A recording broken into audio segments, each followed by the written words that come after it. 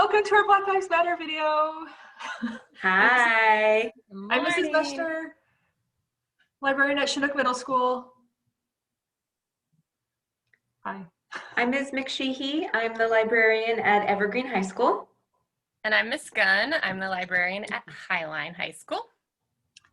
And today we're going to talk about this is Black Lives Matter at School Week. So today we're going to talk about Black Lives Matter books. So what does that mean to you all?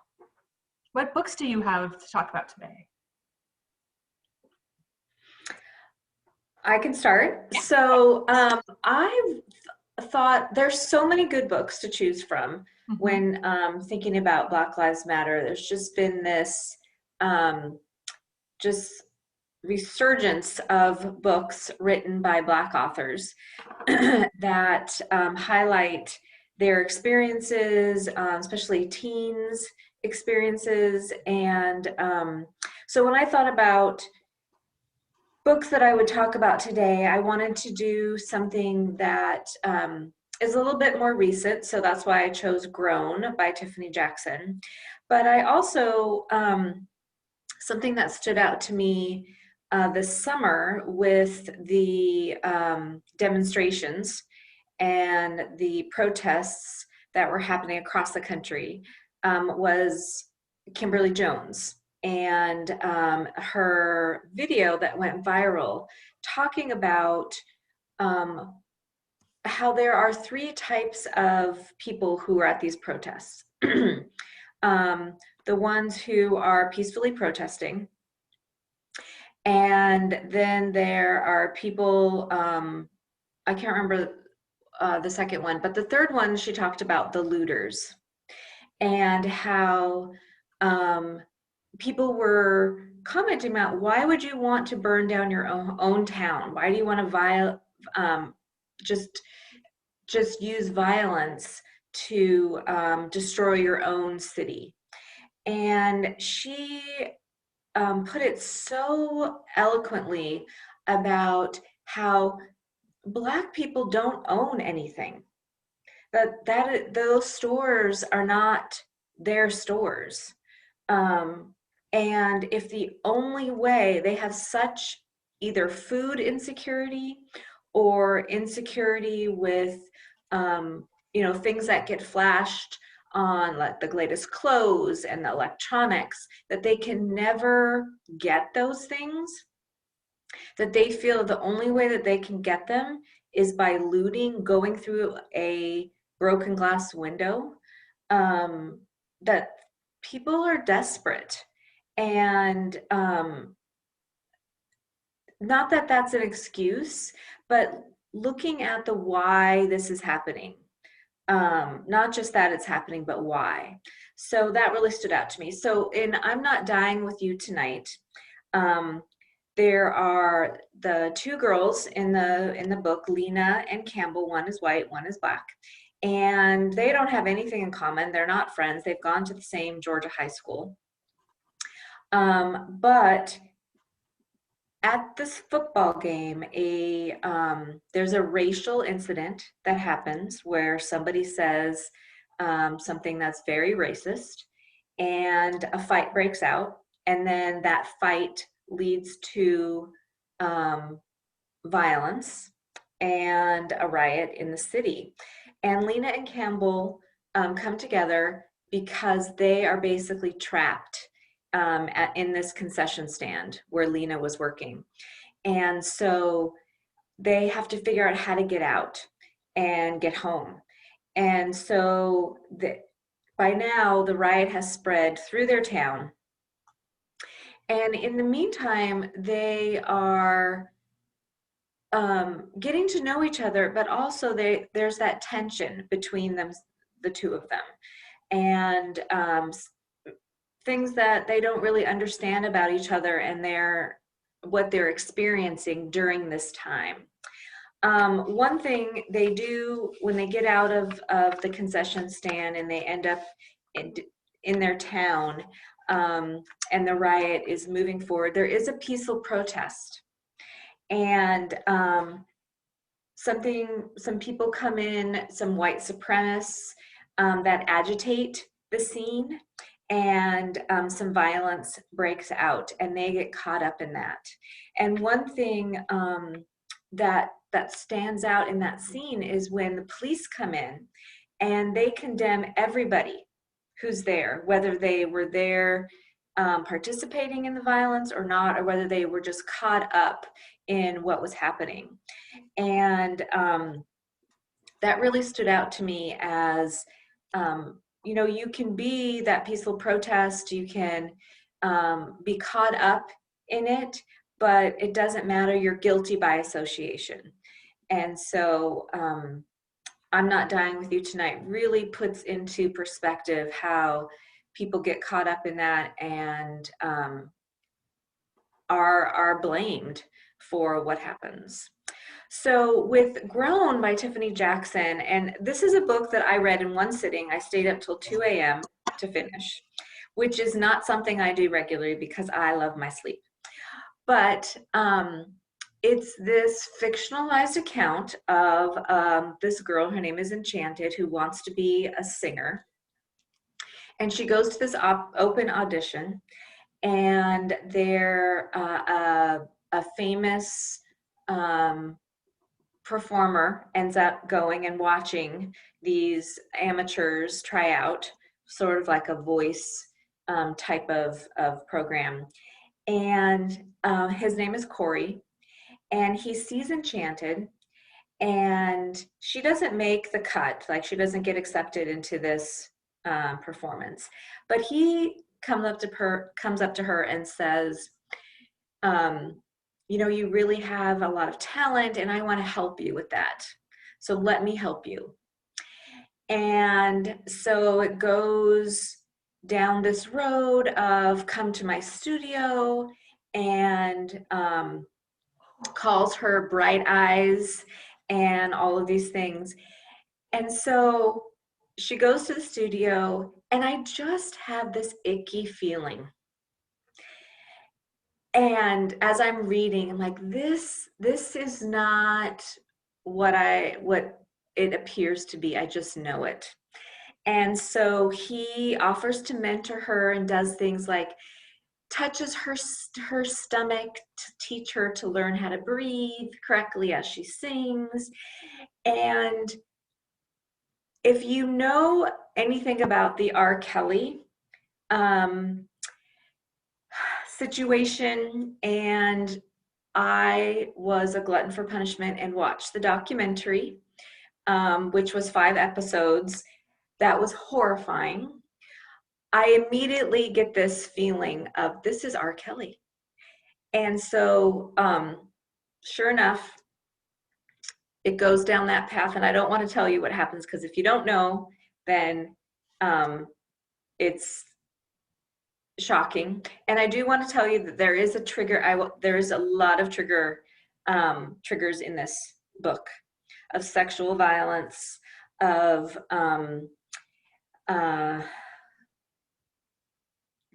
just that whole spectrum.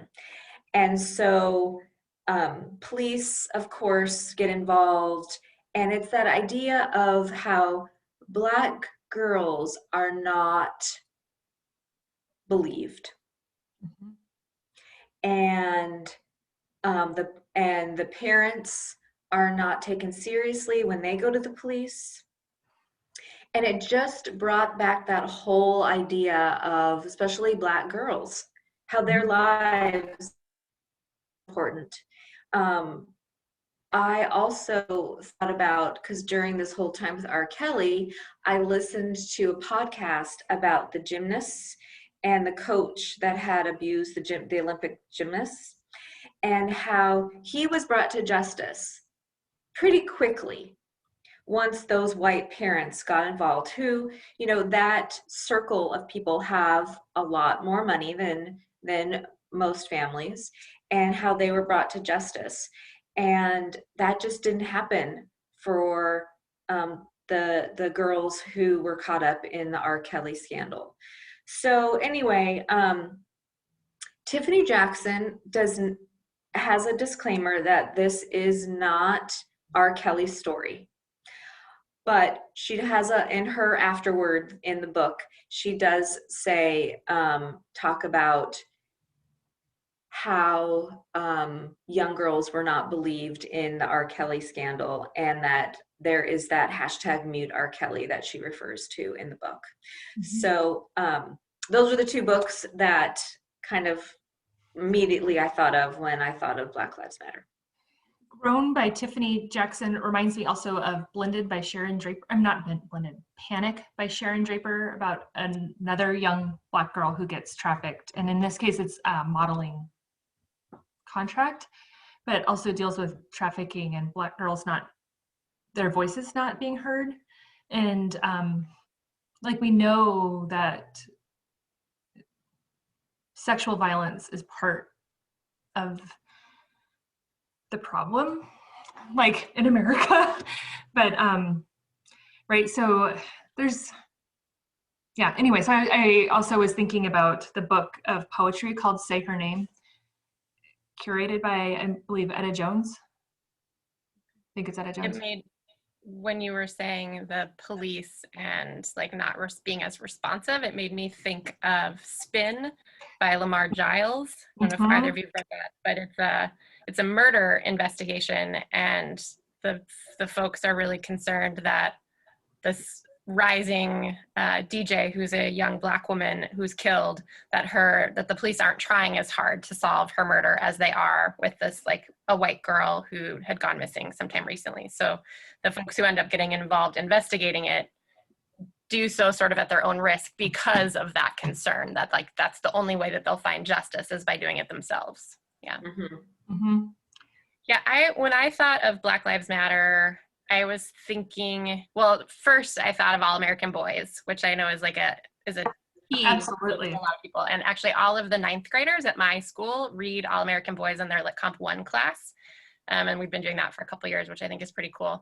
But so I started thinking of, like, social justice was really like the route that I went down. And I'll share over the next little bit some of them. But one that I was thinking about while you were talking about I'm Not Dying With You Tonight is, like, in terms of the idea of protest or civil rights movements over time.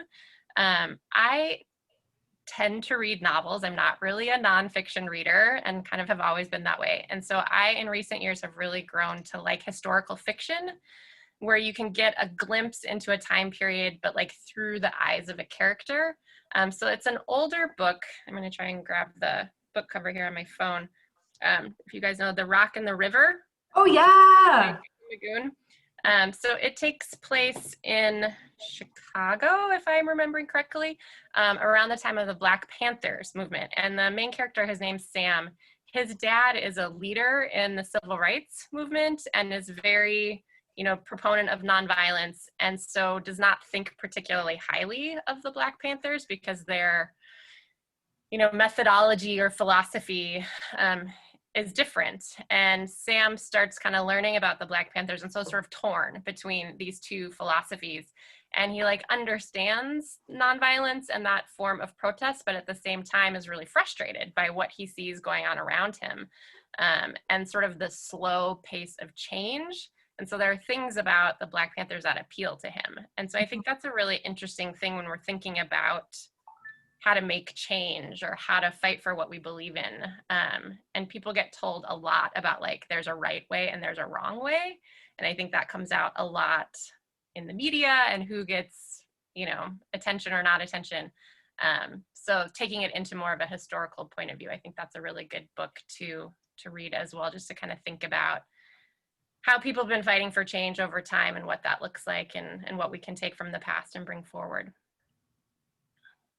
What do you got, Miss Meschter? Well, speaking of in the past, I actually have a classic, Roll of Thunder, Hear My Cry, by Mildred Taylor. And this one is set in the Depression era in the 30s. And I think for a long time, Black stories weren't told outside of historical fiction or outside of being set way in the past. And this is a book that's been around for a long time. But that being said, they're important and they're a good book and there's a reason why they remained. And so I have Roll of Thunder, Hear My Cry by Mildred Taylor, set during the 30s, dealing with poverty and the social norms that have kept Black folks poor historically. And so like this one is, I just, as you're talking about historical fiction, like this was one that I brought today. But did you know that's part of a series of books, and there's like a new installment that just came out, and I don't know enough about it to know if that like brings the story more into, like, does it follow the family through generations, or does it stay in that time period? Does anybody know? I haven't read it, but I thought it stayed in the 30s. Kelly, do you know? Okay, because that apparently the new one has gotten a lot of really great reviews. Yeah. Anyway. Yeah. Well, I mean, like, there's just always, I always like, there's reasons why classics are classics, like, or why they remain, you know? And this is one that I actually just checked out from the public library for my children to read because it's a really good story, like, and it's informative. But Kelly, as you're talking about, I'm Not Dying With You Tonight, and the role of like, when one person, like being guilty by association. I brought in Black Brother by Jewell Parker Rhodes. This one's a middle grade, so like it's a little bit younger, but it's just so excellent. And if you don't know this story, the main character is a 7th grade boy, and it is important to know that he is biracial and his older brother has lighter skin than him, because the color of their skin is what drives the story. The younger brother is the victim of some bullying at school, and the principal accuses the younger brother of the crime, of the rule infraction, doesn't take time to listen to what's going on because of the color of the skin, and calls the police. So like in the first chapter, he is arrested for a school bullying incident that he actually doesn't commit, and arrested, like the police come to school, take him to jail, and he deals with the whole book is like, he feels so much burden for the color of his skin and being constantly judged by who he is, and so his older brother, who is lighter skin, doesn't have quite that same level of burden, and so it totally is this, like, the way that we think about people of color, like we judge people, like it's oh man, it's so powerful. Anyway, this book is, I read it in I want to say May, like in the spring I read it, and this is my favorite book of 2020. So I want everyone to read this book, but also when we talk about like Black Lives Matter, that's what this is about. Like, it's about Black Lives Matter, and also like the diversity of what Blackness means and celebrating Blackness. And it's just, this is the book. Another thing that I was thinking about, which you talking about that reminds me a little bit about, of like how race and racism plays into different parts of life and parts of society. So another one that I brought today is Backfield Boys by John Feinstein. I don't know if you guys know that, like, John Feinstein is known as being a sports writer, right? Like all of his books deals with sports, which this does, but it also deals with racism in sports. And so it's 2 boys who I think are like early high school age. Jason is Jewish and white, and Tom is Black, and they're friends and they play football together. But they have sort of an untraditional role. Like when you think about quarterbacks, especially like famous quarterbacks, they tend historically, especially, to be white. But in this case, it's the Black kid who's the quarterback, and he's got an awesome arm and it's really great. And his friend, who's white, is the running back and is like super fast. And when they get accepted into this like elite sports summer camp, and they're super psyched to go. And when they get there, they're not allowed to room together. And the coaches assume that they play the reverse positions. And so like they take the white kid and try and make him be a quarterback, and they take the Black kid and try and make him be a running back. And so it becomes clear pretty quickly to these 2 boys that there's like some systemic racism happening within this sports camp, and that like the reason they're not allowed to room together is that as they realize like there are no kids of color rooming with white kids. Like it's been totally separated. And so they have to decide, do they like go along with this and get the benefits that come out of like being successful at this camp, or do they try and like blow the whistle, I guess, for lack of a better word. And it's really like there's some really great sports action too, but it really brings how racism plays out in lots of different venues in our society. So I thought it was a really good mix of sports and current event issues. That's one I would definitely recommend. Do you normally read sports books?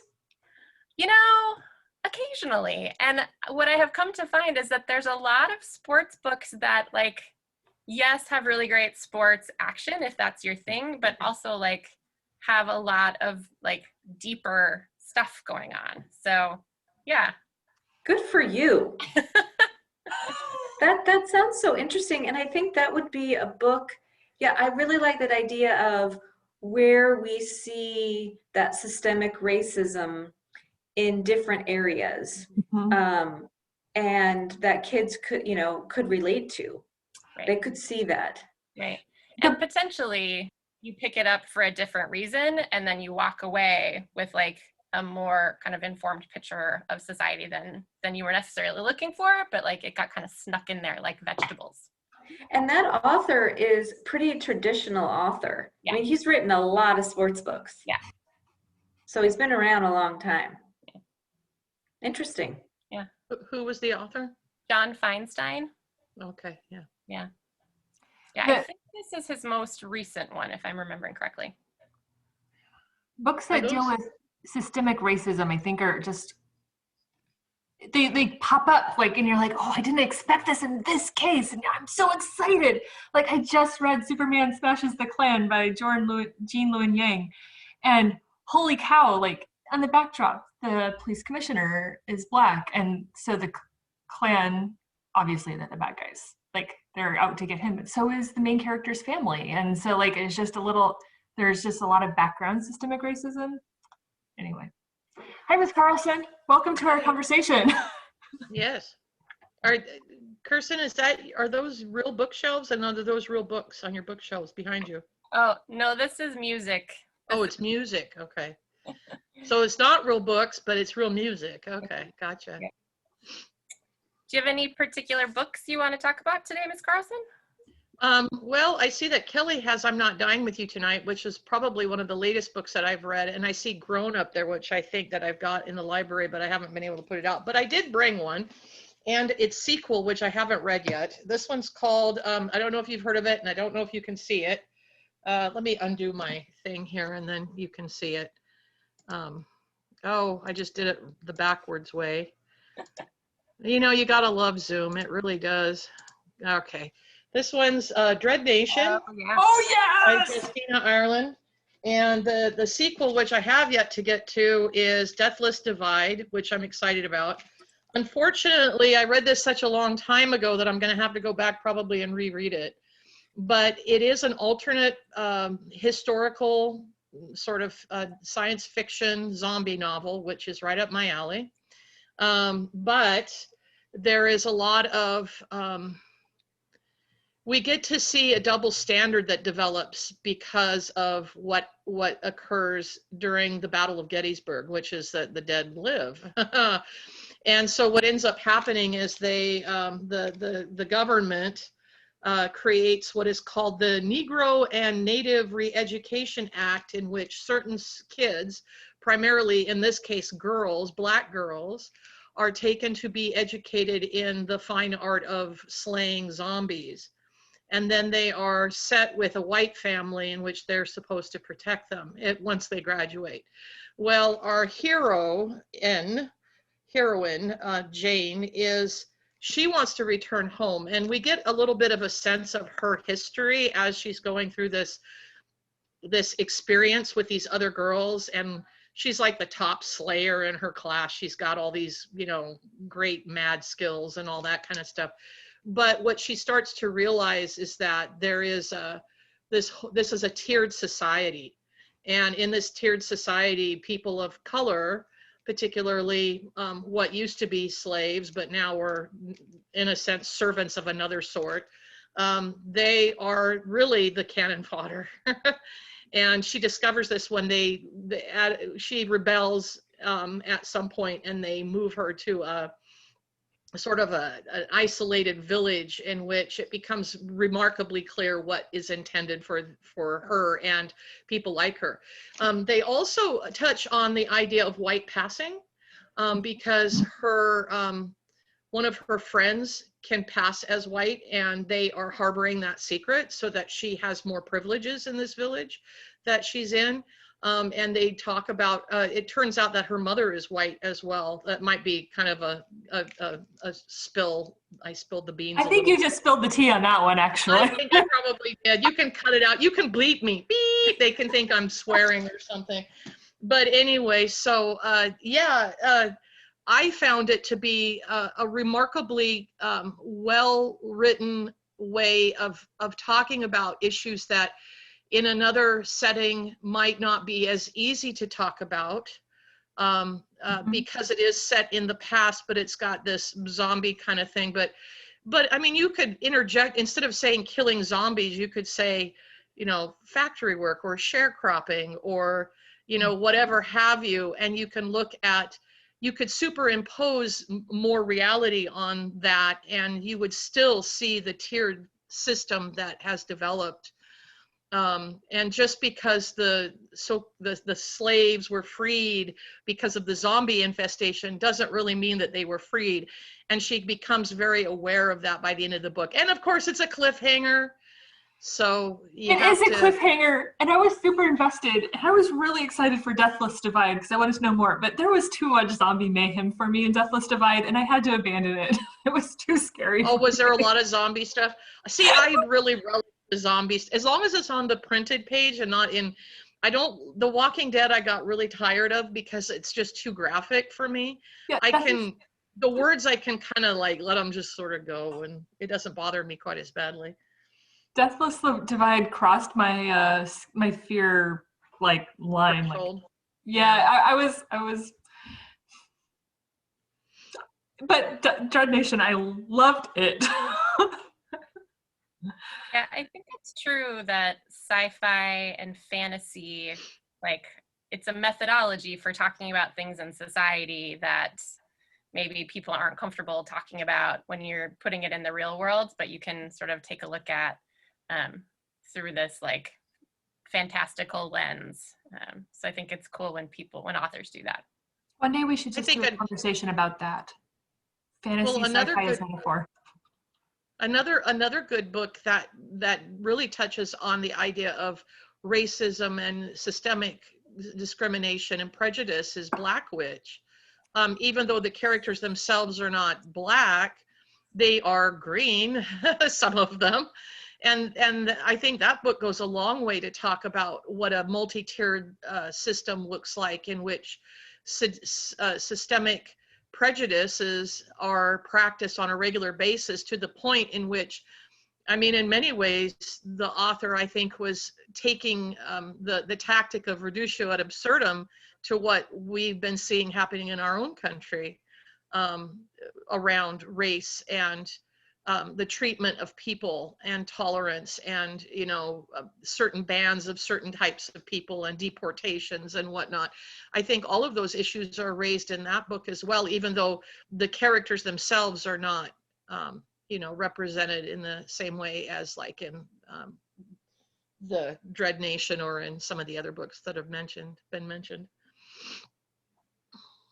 I'm so glad that you brought in that idea of fantasy and science fiction in this conversation, because that's such a good point, because we often think of just realistic fiction bringing up those big issues. And I think we talked about some of those things in our Black Joy and Black Excellence video that we did. Was that last week?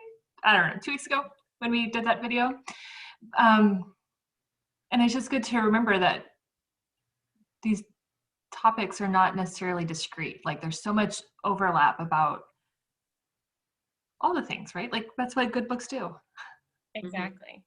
Yeah, I'm gonna I'm going to take us back to realistic fiction because the last one that I brought with me is actually, I thought that I had read this book and then I realized that I read a different book that deals with voting and elections. But this one's called The Voting Booth.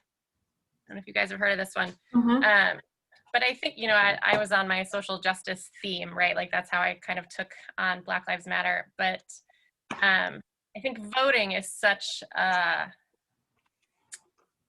nuanced topic or weighted topic. Like it can be really easy to say, like, you know, do your civic duty and vote. And I think some places make that easier than others. I think Washington State does a really good job of making voting easy for people with our vote by mail system, and you can register at 16 so that you automatically are able to vote at 18. Like I think our state does a nice job with that, but that's not true everywhere, and that's not been true necessarily of folks of color.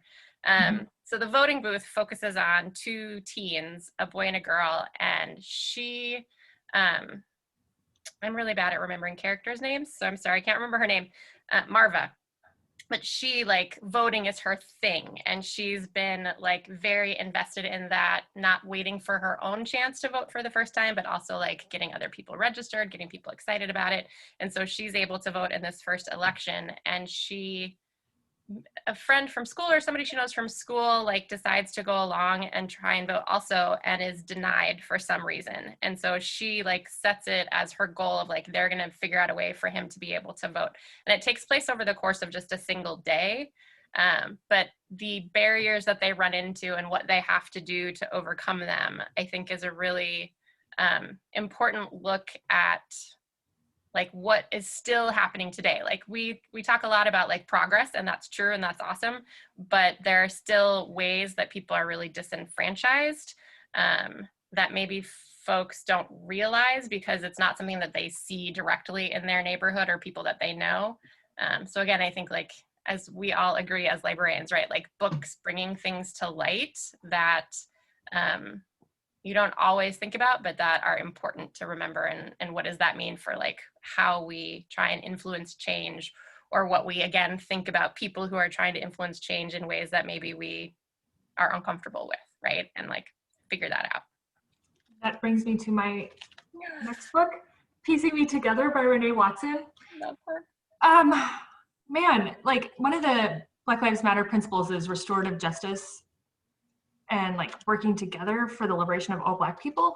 And I think Piecing Me Together really illustrates a lot of paternalistic attitudes that we as white folks can struggle with in working for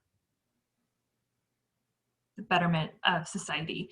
Main character is an amazing student and has worked all of her like educational career to be able to go on an exchange program to Costa Rica? Latin American country, I can't remember where. Yeah, Costa Rica. And she gets just continuously passed over. Well, because you are Black, let's put you in this Women Who Mentor program because you are this. And there's just this attitude of condescending attitude from her educators, not intentionally. I think it's with good intent.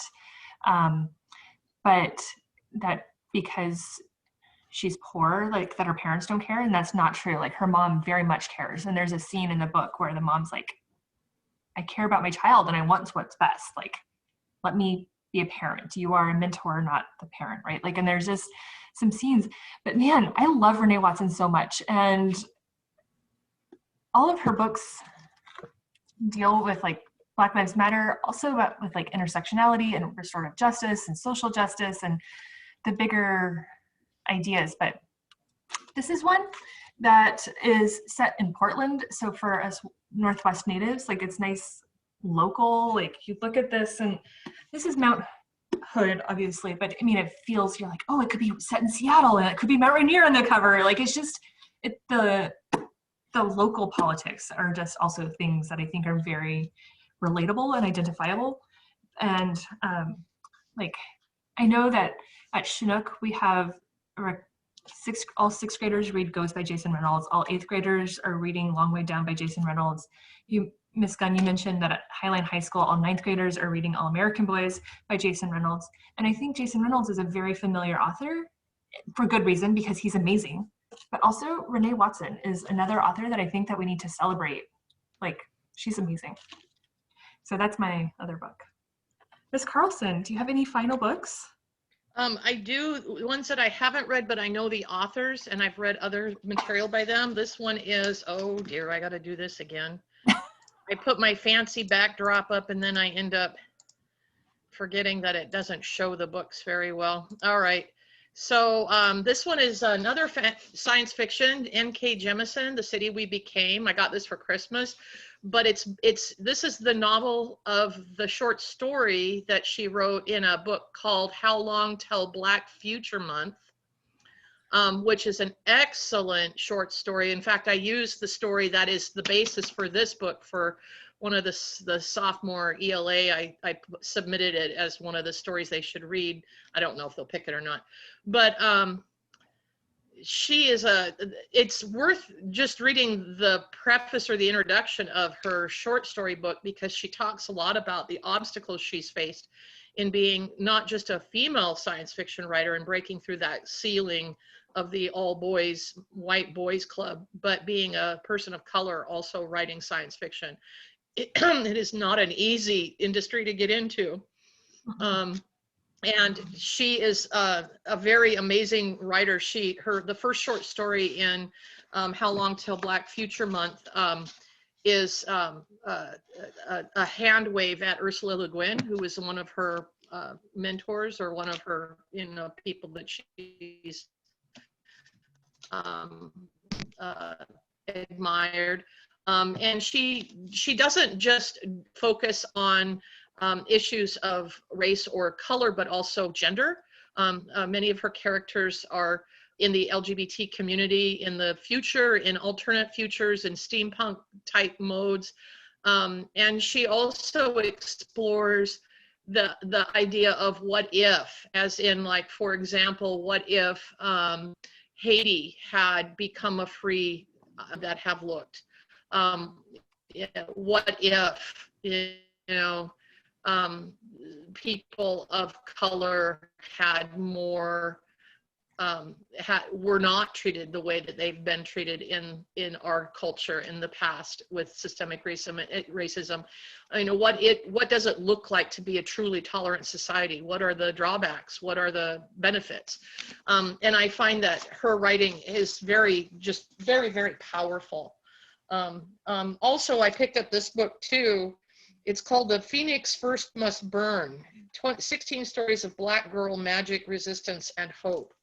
I haven't yet, I'm really excited about them. Like when life hands you a lemon fruit bomb. I like the title of that one. And it starts out with the orcs dropping from the sky. So that really relates to my kind of world. And then another one that I think is interesting, wherein Abigail Fields recalls her first death and subsequently her best life. Those kind of attract my attention, but at some point I'm going to be able to read this, but time is not on my side right now. So, but these are books that I would highly recommend to anybody, just because they seem to have some refreshing and new voices in them. Yeah, the refreshing and new voices. Again, I think we should maybe do another video just about new voices, right? Like there's some good ones that are out there. On that note, do we have any final book conversations? I think that's good for today, but I think, yeah, I was just going to say that. Go ahead. Ms. Carlson, I think you're freezing up. I was just going to say that, oh, sorry. How about now? Okay, there, it's a little bit better. Yeah. My computer and I sometimes cross paths in a bad way. Hang on, this causes trouble. Am I better? Is it better? Yeah. Can you hear me now? Yes, yes. Okay.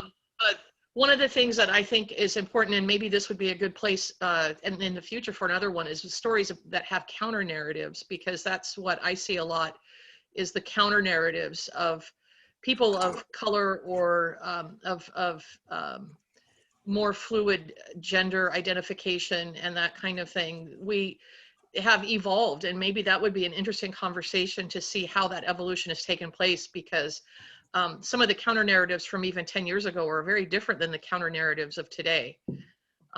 They've changed a lot, and I've noticed that especially in some of the literature that I'm reading that's current.